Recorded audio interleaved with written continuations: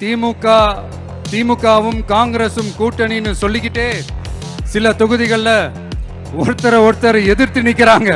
தமிழ்நாட்டிலையும் திமுக காங்கிரஸ் குழப்ப அணியா தான் இருக்குது. புதுச்சேரியிலையும் அதே மாதிரி குழம்பி போன அணியா தான் இருக்குது. இன்னொரு கூட்டணி இருக்கே, அதான் என்ஆர் காங்கிரசும் பாஜகவும் சேர்ந்த கூட்டணி.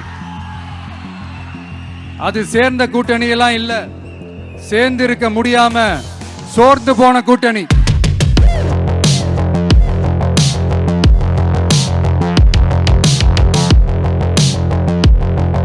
ஆனா அதை சொல்றதுக்கு முன்னாடி இங்க ஏற்கனவே இருக்கிற கூட்டணியை பத்தி கொஞ்சம் நீங்க தெரிஞ்சுக்கணும் இல்லையா?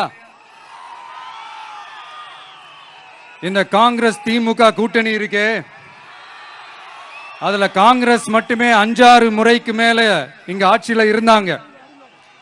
அந்த கூட்டணியில இருந்த ஒரு தலைவர் மக்களை மட்டும் ஏமாத்தல, அவங்களோட தலைவரையே வெட்ட வெளிச்சமா எப்படி ஏமாத்தினார்னு உலகமே பார்த்து கை கட்டி சிரிச்சது.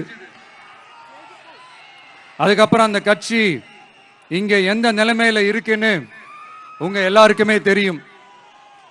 திமுகவும் 2-3 முறைக்கு மேல ஆட்சியில இருந்தாங்க. இப்போ ரெண்டும் கூட்டணி, பேருக்கு தான் கூட்டணி. ஆனா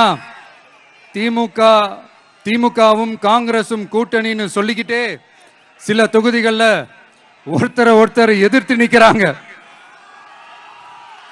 தமிழ்நாட்டிலையும் திமுக காங்கிரஸ் குழப்ப அணியா தான் இருக்குது. புதுச்சேரியிலையும் அதே மாதிரி குழம்பி போன அணியா தான் இருக்குது. அப்புறம் இன்னொரு கூட்டணி இருக்கே, அதான் என்ஆர் காங்கிரசும் பாஜகவும் சேர்ந்த கூட்டணி. அது சேர்ந்த கூட்டணி எல்லாம் இல்ல, சேர்ந்து இருக்க முடியாம சோர்ந்து போன கூட்டணி. கூட்டணி இருக்குன்னு ஒரு பக்கம், கூட்டணி இல்லைன்னு இன்னொரு பக்கம் தினம் ஒரு நியூஸ் வந்துச்சு. இதுல நம்மளை வச்சு அவங்களா ஒரு அரசியல் நடத்தினாங்க, பார்த்திருப்பீங்க. இங்க இன்னொரு அரசியல் வியாபாரமும் நடக்குது.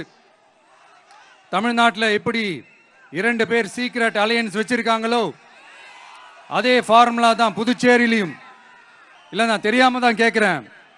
இந்த காங்கிரஸும் பாஜகன்னு 2 கூட்டணி இருக்கீங்கல்ல, 2 கூட்டணியில இருக்க கட்சிங்க ஒன்றியத்திலையும் ஆட்சியில இருந்தவங்க தானே, இப்பவும் இருக்கிறவங்க தானே.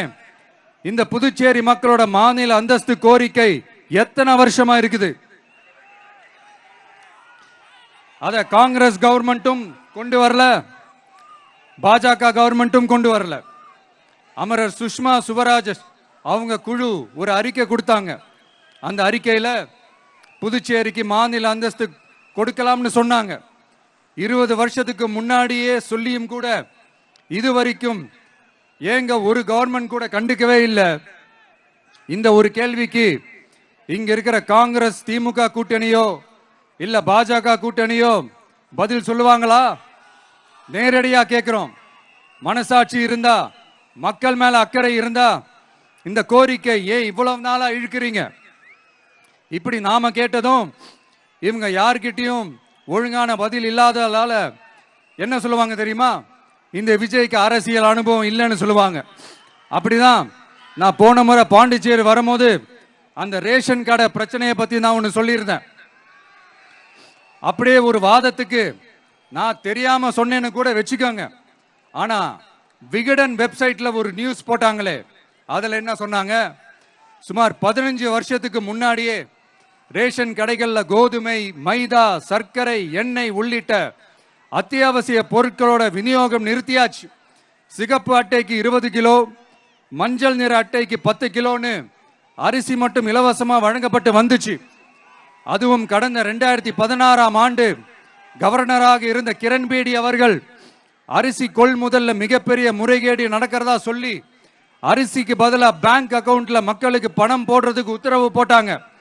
ரேஷன் கடைன்னு ப்ராப்பரா இருந்த இடத்துக்கு வருஷ கணக்கா வாடகை தரல. அதனால அந்த பில்டிங் ஓனர்ஸ் கடையை பூட்டிட்டாங்க. அங்கங்க ஸ்கூல்ல வச்சுதான் அரிசி மட்டும் தர்றாங்க. அது கூட இப்பதான் கொஞ்ச காலமா தர்றாங்க. அதை விட இன்னொன்னும் சொல்லி இருந்தாங்க, ரேஷன் கடை ஊழியர்களுக்கு 5 வருஷமா சம்பளமும் தரலன்னு சொல்லி இருந்தாங்க. விஜய் தெரியாம சொன்னாருன்னு மினிஸ்டர்ஸ்ல இருந்து கவர்மெண்ட்ல இருக்கிறவங்க எல்லாரும் சொன்னாங்கல்ல. இப்போ விகடன் சொன்னதுக்கு என்ன அர்த்தம்னு அந்த மாண்புமிகு மனிதர்கள் கொஞ்சம் பதில் சொல்ல முடியுமா?